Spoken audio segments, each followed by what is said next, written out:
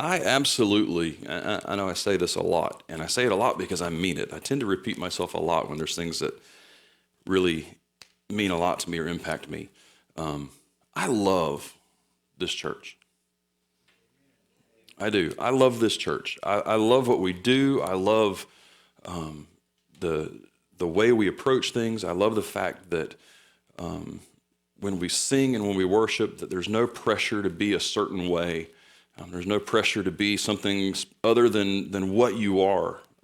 We say over and over again that we want this church to be a place where people can come and find their tribe, because we talked about this last January, 2019, that God created us as people and as Christians to be really three things. He called us to be tribe dwellers. He didn't call us to live independently of other people.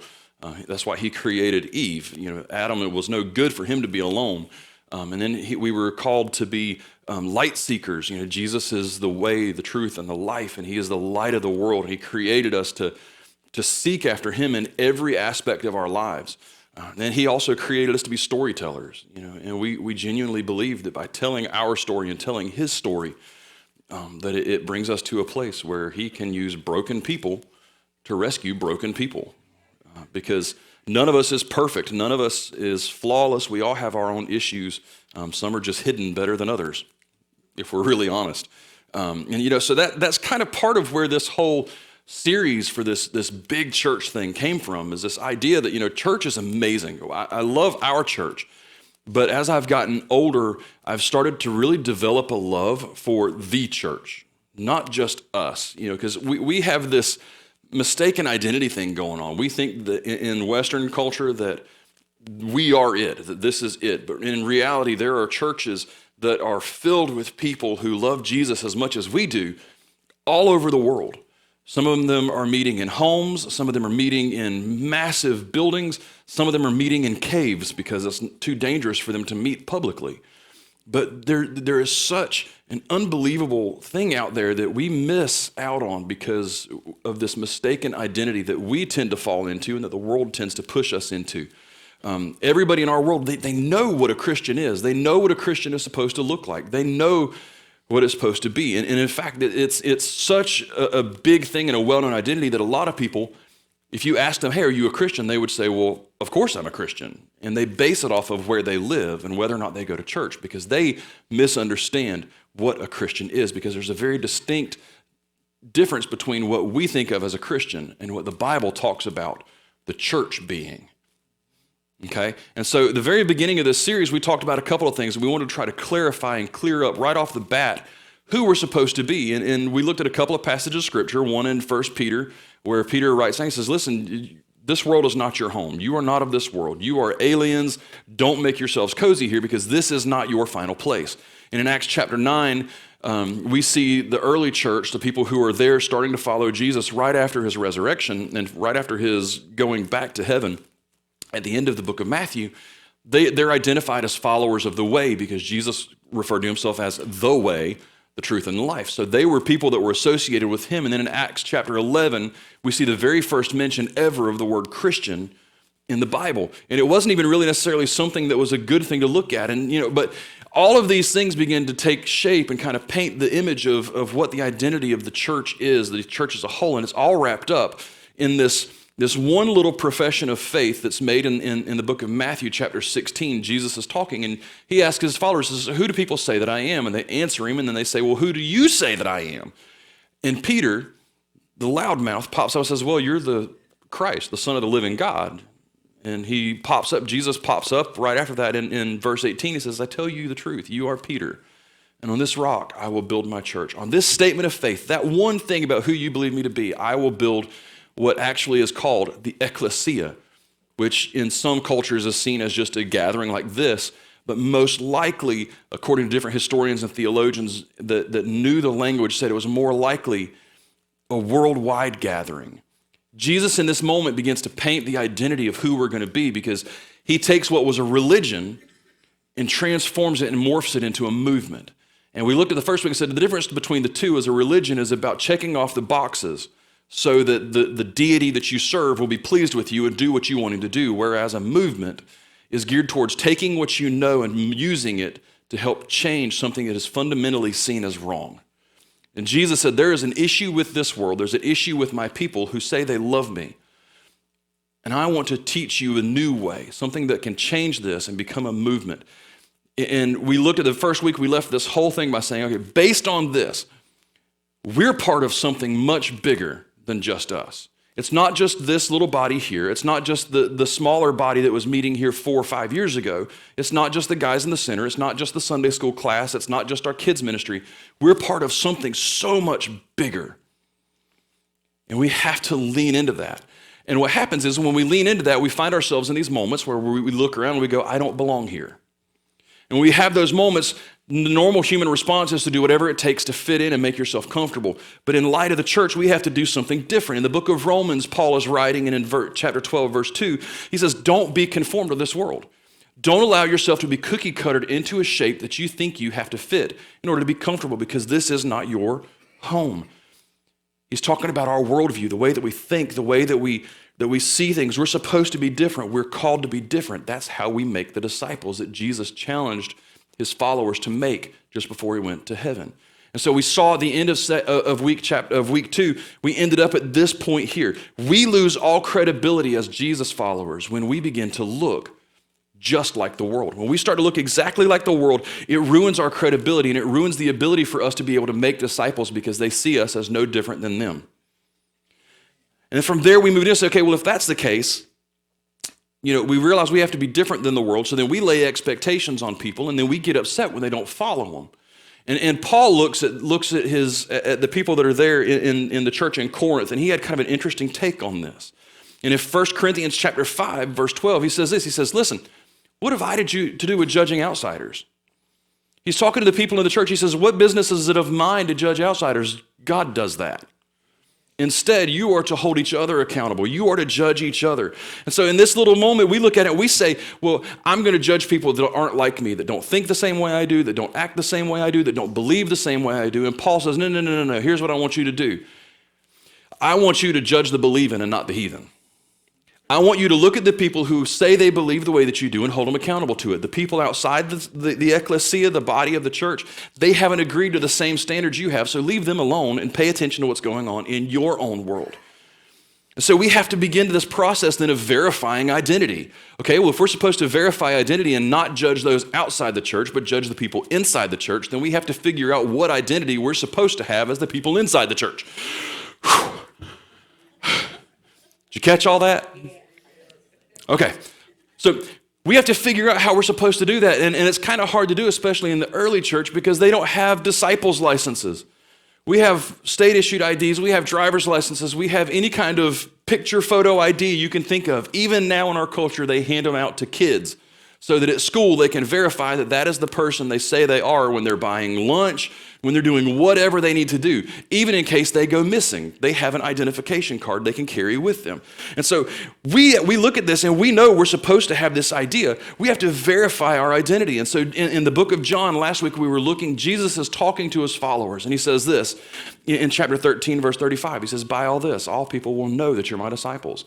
This is how they will identify you, if you have love for one another. And it's not this romantic kind of love. We talked about that. It's not even the agape kind of love that Jesus relates to God, where it's this unconditional thing.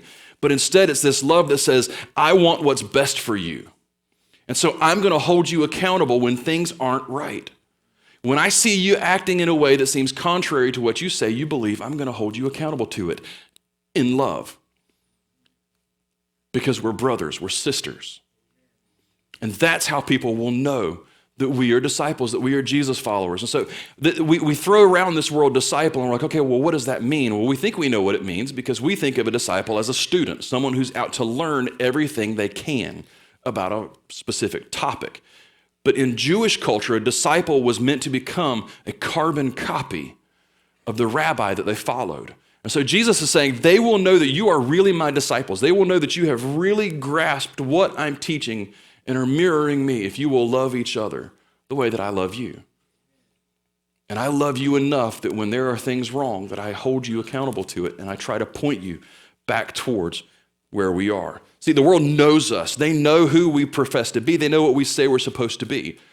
And so for us, we ended the whole week last week by trying to say that we have to prove them wrong, because without love, we're wasting our time. We are wasting our time trying to be disciples and Jesus followers if we don't have love. And so, this last week, there was something that really bothered me, and it really, really irritated me. And it was, and again, I say this with all love, okay? Last Sunday was one of the largest professional sporting events in the history of mankind, okay? Super Bowl Sunday, the Kansas City Chiefs, San Francisco 49ers. The game happened. The Chiefs pull it out in the last quarter. I wake up Monday morning, and you know what I see? Not just halftime. Not just halftime. I see the church bashing a world that has not signed up for what they believe in and beating them to a pulp. Now, do I agree with what happened at the Super Bowl? Not at all. I think there are better ways to entertain people. I think there are other things you can do. But what I saw was a church that professes to love God, judging and hating people because of a choice they made. And it plays right in to the mentality that a lot of people in our world have about the church as a whole. And so, but what happens is then, and this is what tended to show up the most on my social media timelines. That's it. I'm done with football. I'm done with the Super Bowl. I'm done with this. Anybody who doesn't like it, don't let the door hit you on the butt on the way out. This is what I saw. I'm done with TV. I'm done with all this stuff. I'm done with that. I'm done with music. I'm done with listening to the radio. I'm not doing any of it. And I get it. We don't like the world that we live in right now as Christians. We don't. Let's just be honest. I don't like the world that we live in right now. I don't. I like some of it, and you like some of it. But when it really comes down to it, what do we like to do? We like to complain about everything that doesn't fit our needs and our wants. If it doesn't fit up with what we think and how we do, we complain about it. And when we start complaining, we tend to do what everybody else does. We make the choice to pull back from culture, to pull back from society and recluse ourselves. If you think I'm wrong, think again. Because there was a movement that happened that kind of begins this pattern, okay? There's a pattern in place. When things take a step in the wrong direction, Christians, instead of engaging in culture and trying to live out the movement that Jesus called us to, we pull back. And then we complain. And then we decide, you know what, I'm done with it, so I'm going to create my own thing. In the 60s and 70s, you begin to see this thing called the Jesus movement that takes place, and it starts to unfold, it starts to happen. There's this great awakening in the church that creates Christian radio, Christian books, Christian movies, Christian everything. And it's just continued. You see Christian board games now. You see Christian television stations. You see Christian everything. And don't get me wrong. I'm not saying that that's bad. Okay?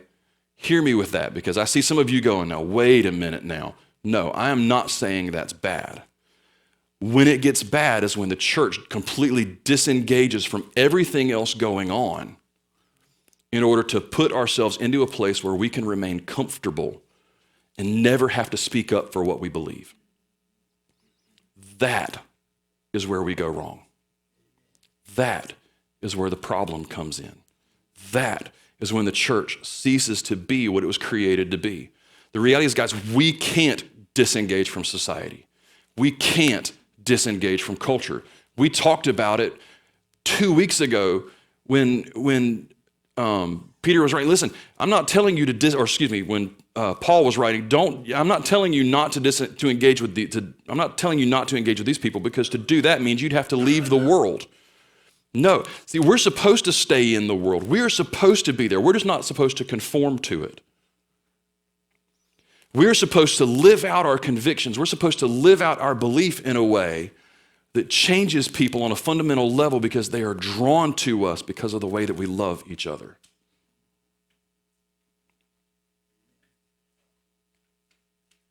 That's sad. Only one person spoke up for that. That is sad. We're willing to be uncomfortable in the world and a little uncomfortable in church, but the minute somebody like me starts saying we're not okay as the body of Christ, it gets real quiet.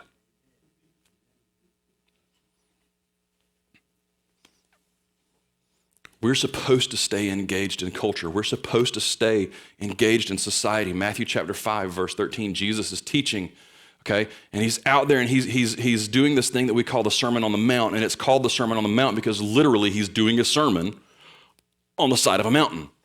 And he's teaching and he says this, he says, you are the salt of the earth, but if salt has lost its taste, how shall its saltiness be restored? It is no longer good for anything. Ouch.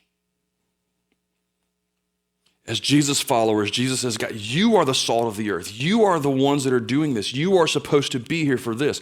But if you lose your saltiness, you're not good for anything anymore.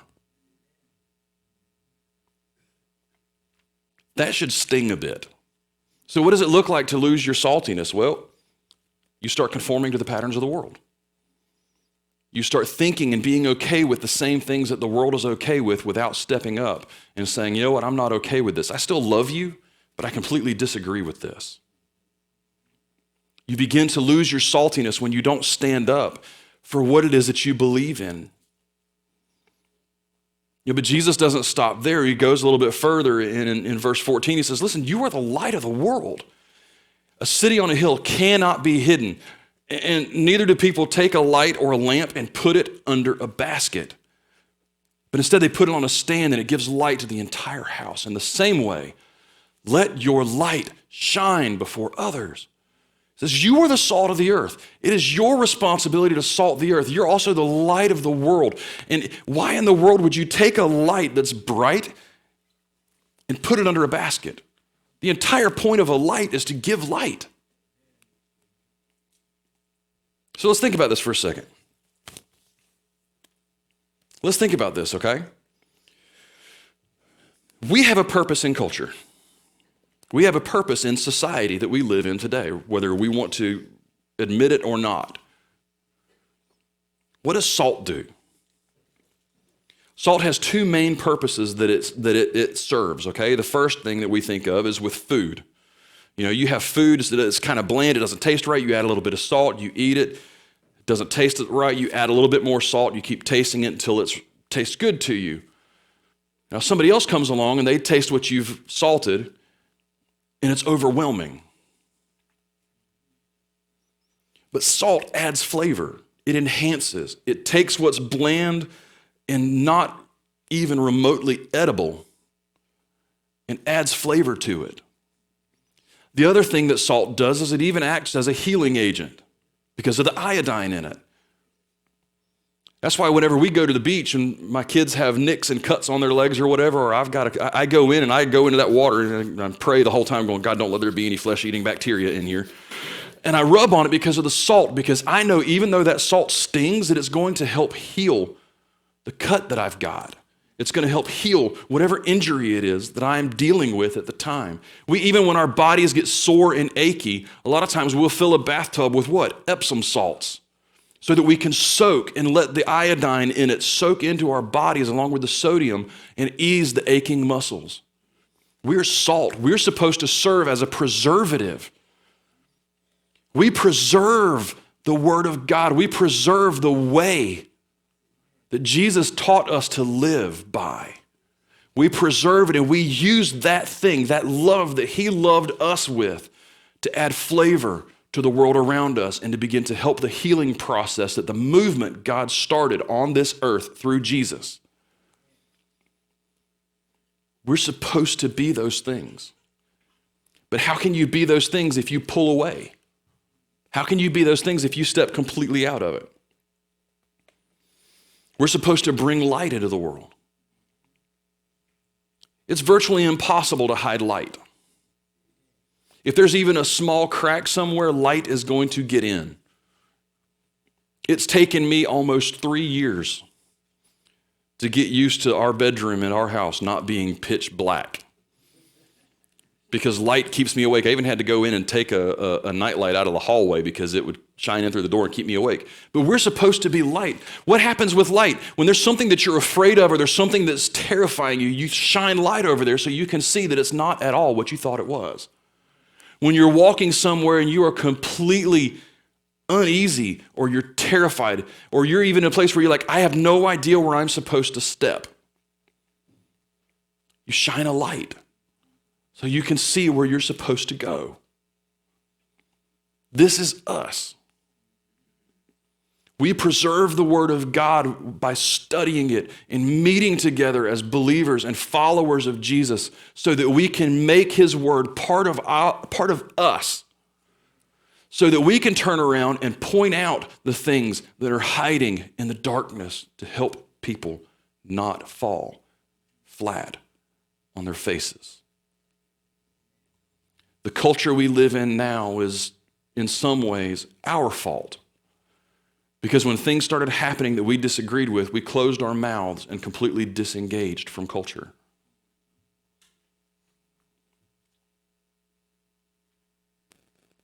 And that's a scary thought. Because now, the identity that we think we have isn't at all what people in the world see in us. And so now when we open our mouths to point out what's wrong, whether you are a true follower or a pretend follower of Jesus, they see you the exact same way. Because the pretend followers of Jesus, the ones who don't carry the identification card of loving each other, are the ones with the loudest voices. And it's created an identity for the church, the big church, that says, you don't really believe this because you're no different than me.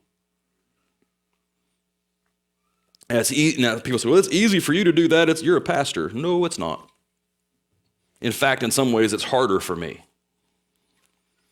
Because I have people coming to me that want to tell me their sob stories and try to pull one over on me.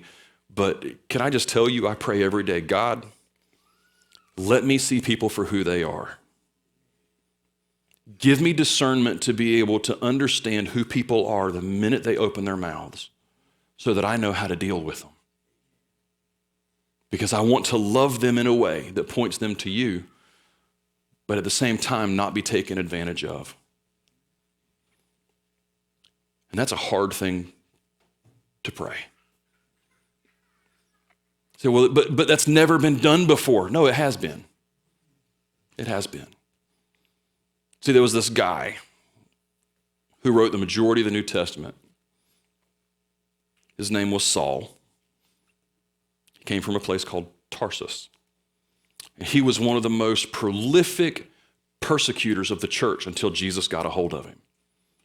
And then he became one of the most prolific writers and supporters of the church. And at one point, Paul walks into Athens.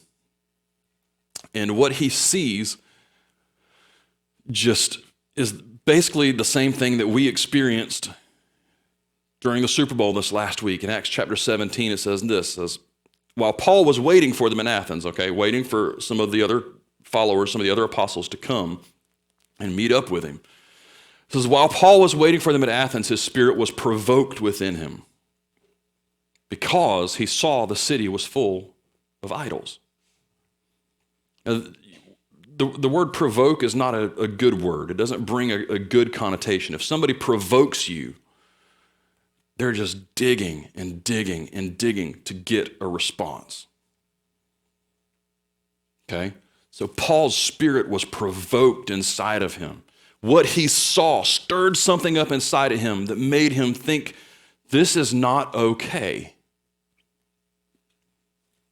But Paul didn't do what we all try to do. He didn't just sweep it under the rug and say, well, it'll get better. Or I don't want to say anything because people will think I'm judgmental or this or that. Instead, he actually went out into the marketplace. and into the synagogues in that area and said, listen, this is not okay. What I'm seeing terrifies me for you. So much, this was so different that people actually would come in and they would say, some of their religious leaders there in Athens, some of the Stoics, they would come to him and they would say, what is this babbler talking about? What is this guy doing in here? And they would go and they would listen to him.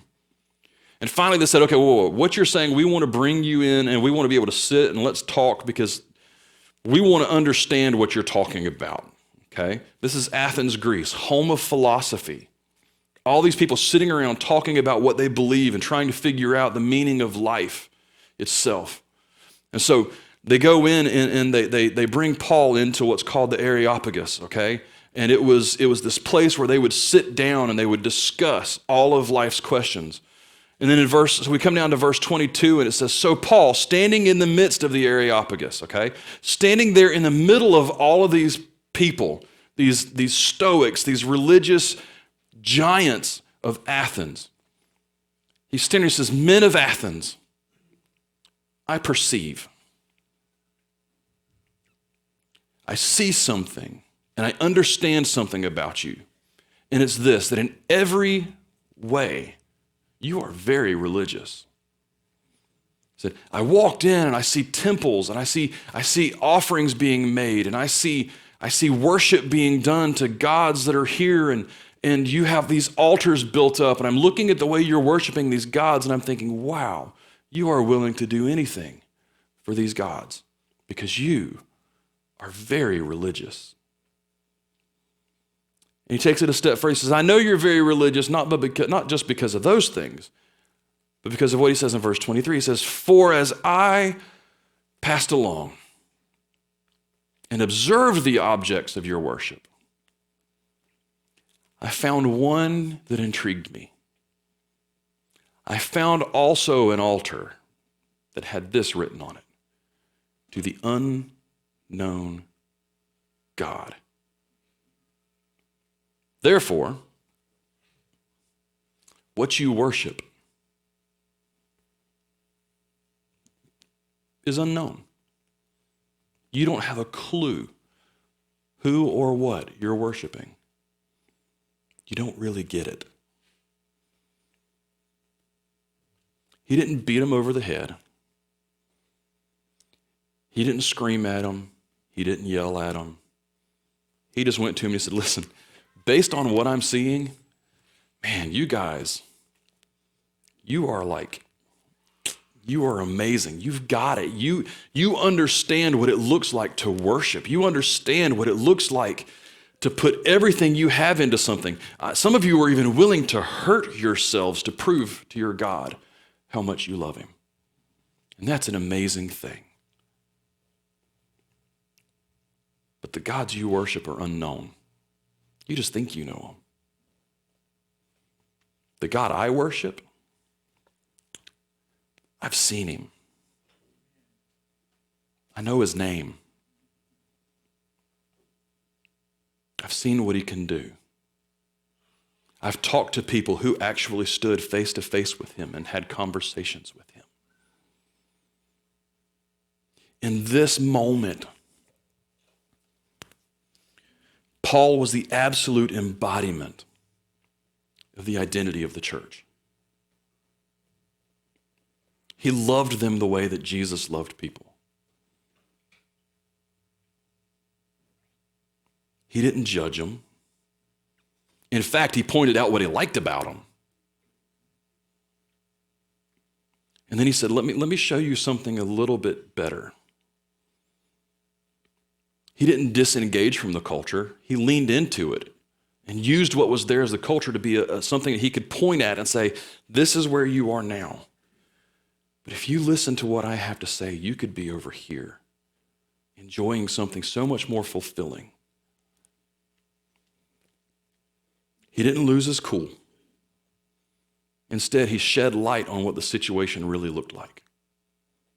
He shed light on the fact that they're extremely religious, but by your own admission, through this altar over here, you have no idea who you really worship. And then what he shined a light on, he took and he added a little bit of salt for flavor. So now let me tell you about the God that I know his name. And then as he spoke, he allowed the words of God that flavored their life to become the healing agent that would begin to mend the broken hearts of a city that was steeped in idolatry.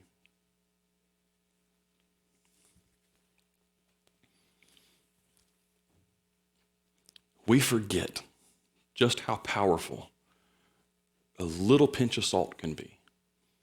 And we have forgotten how bright just a little bit of light can shine in the darkness. Guys, we have got to understand and realize that a pinch of salt and a glimpse of light goes a long way. It doesn't have to be all or nothing. Just like with a meal, you add a little bit of salt at a time until it becomes edible.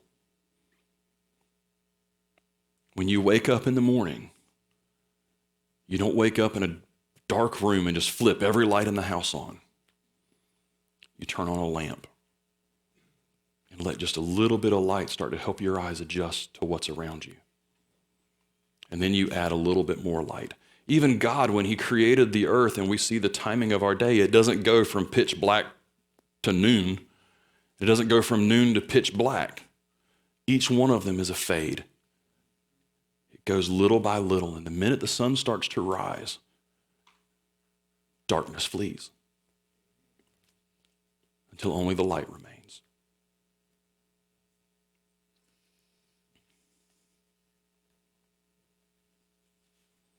We can't disengage from the world. If we completely remove ourselves from the world and stop loving people the way that Jesus did, then we lose our saltiness. And according to Jesus' words himself, we're good for nothing. And that's not fun to hear. In fact, for some of you, you're like, golly, I can't wait for this series to be over. I feel like I've just been beat up for the last several weeks. Well, welcome to the club. Because there's nothing that I say up here that I haven't already personally been wrestling with for months. Because I'm not perfect. I don't have it all together. I don't always love people the way that Jesus wants me to love them. And there are times, I completely disengage from the culture around me because I just don't want any part of it. But there's also times that I lean into it too much because I'm human. So what do? Well, I do the same thing that every single one of us has to be willing to do. We have to be willing to wake up in the morning and say, Father, help me to see people the way you do. Make me broken. Take everything that I want and remove it until you become the thing that I desire most. That pleasing you and having a relationship with you is more important to me than being right. That loving people is more important than being famous. I know I'm not perfect, but God, please, keep making me. Keep fixing me, keep chipping away at the broken pieces until I am exactly who you want me to be and who you need me to be. It's uncomfortable and it hurts, but in the end, it's worth it. I have no idea where you're at. I have no idea what your story looks like or what's happened in your life over the last few weeks. I have no idea how salty you still are, whether or not you're on the verge of losing every bit of your saltiness. I have no idea if you're sitting there with your light here and you're in the process of dropping a concrete bowl over top of it so that it can't be seen anymore, so that you can stop being persecuted. But I want to challenge you to do something. I want to challenge you to take that bowl away. Change your light bulb out. Just put a smaller wattage bulb in there for a little while so it's not quite as bright. Now, I know that sounds counterintuitive, but take the lower wattage bulb out, or put a lower wattage bulb in there and let just a little bit of light be seen. And then let a little bit more, and a little bit more, and a little bit more, and a little bit more. Do the hard thing. Jesus never said this life would be easy. In fact, he said in this world we would have trials. But he didn't stop there. He said, in this world you will have trials, but take heart, have courage, be encouraged because I have overcome this world. I've already beaten it. Quit stressing about it. Love people the way that I've loved you. And you will add salt to their world. You will add flavor and healing. And you will shine light into the dark places, and they'll be able to see what's really there. Love them. Because a pinch of salt and a glimpse of light goes a long way. Father, thank you so much that you didn't intend for us to be a one-man wrecking crew out to save the world. Instead, you're more willing for us to lean into the fact that you were already the one-man wrecking ball that tore down the gates of hell itself.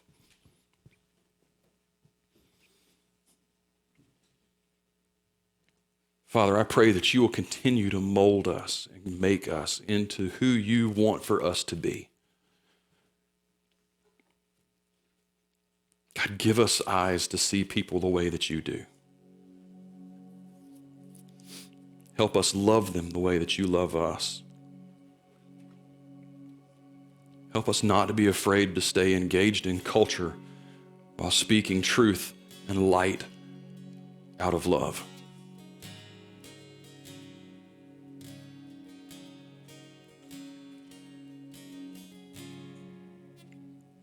God, I pray in these next few moments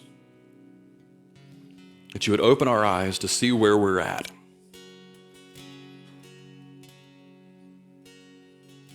And that if necessary, you'd give us the courage to change course. In Jesus' name, amen.